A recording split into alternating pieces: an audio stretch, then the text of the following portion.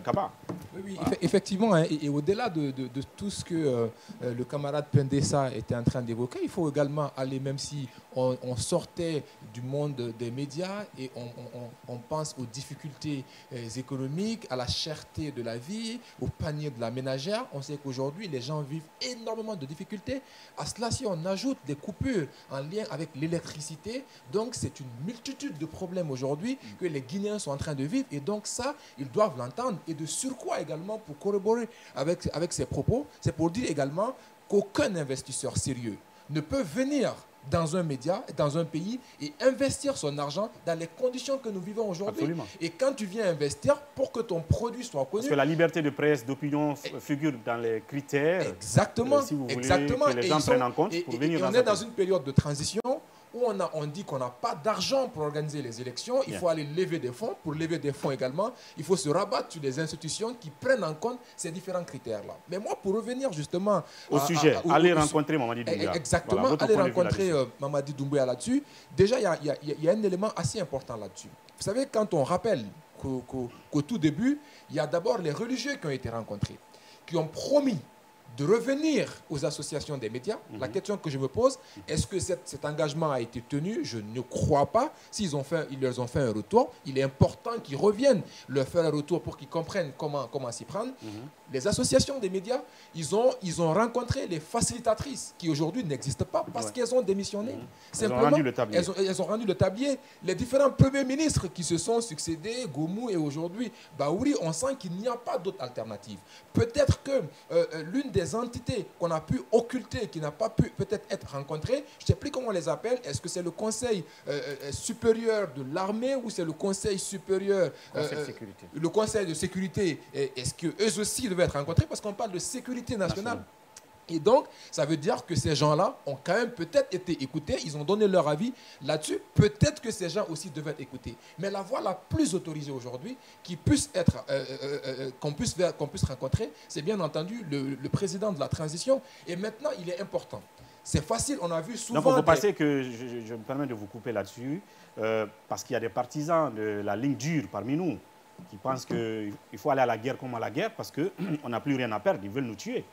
Est-ce que ça veut dire que la méthode ou les méthodes de ces partisans, la ligne dure, doivent être reléguées un peu au second plan en termes de stratégie et puis aller voir, ou bien et demander à voir Mamadi Doumbouya si cela peut porter ou pas, avant de passer à autre chose, à un autre levier. Je pense que ça doit totalement être le dernier recours. Vous savez, je donne juste un exemple.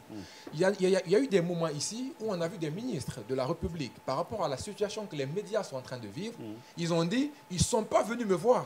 J'attends qu'ils viennent me voir, sachant qu'on n'est même pas censé aller leur voir. Ils doivent eux-mêmes prendre le taureau par la corne et eux-mêmes agir. Et maintenant, Pendessa le disait, certains dans la plateforme disaient, il ne faudrait pas qu'un jour qu'ils disent qu'ils ne sont pas venus me voir. Donc faisons le travail qu'on peut faire.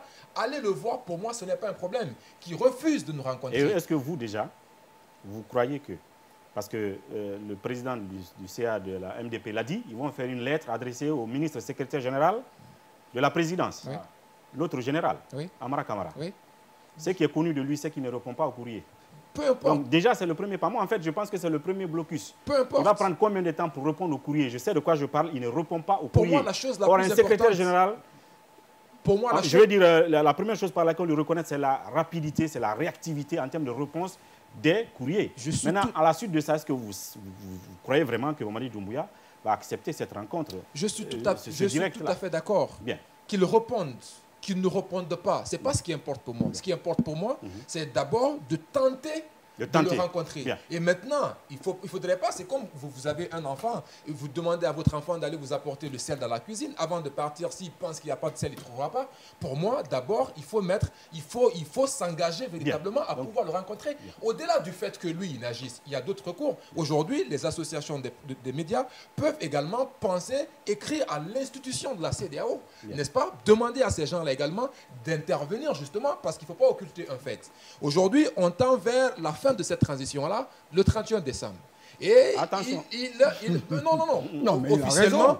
Officiellement, c'est le 31 décembre 2024. Et maintenant, ils parlent de cette rallonge-là. S'ils veulent rallonger, il faut bien entendu qu'ils aient au moins quelque part le soutien de ces institutions-là. Donc, ils auront peut-être les oreilles pour écouter ces gens-là, justement, pour pouvoir les rencontrer. Moi, je pense qu'aujourd'hui, il faut rencontrer tous qui peuvent le faire. Il faut aller sur plusieurs fronts. Donc, vous êtes pour l'option rencontre directe avec Mamadi Doumbouya. Justement, et à cette rencontre-là, il y a un élément important qu'il ne faudrait pas occulter. Je pense qu'il ne faudrait pas simplement aller rencontrer le président sur le fait qu'il faut simplement lever ces différentes restrictions que les médias sont en train de vivre aujourd'hui, parce que les problèmes vont au-delà de cela. Aujourd'hui, ce qu'on a plus besoin, si jamais ils accèdent à ça, c'est de créer les états généraux de la presse guinéenne pour soulever beaucoup de problèmes, parce que même le modèle économique des médias, on a faussé ça depuis la libéralisation des médias. Et je pense qu'il faut repenser ça avec la concurrence, les menaces qu'on est en train de vivre aussi. C'est notre problème latent. Il faut le prendre de façon globale pour pouvoir l'aborder. Merci,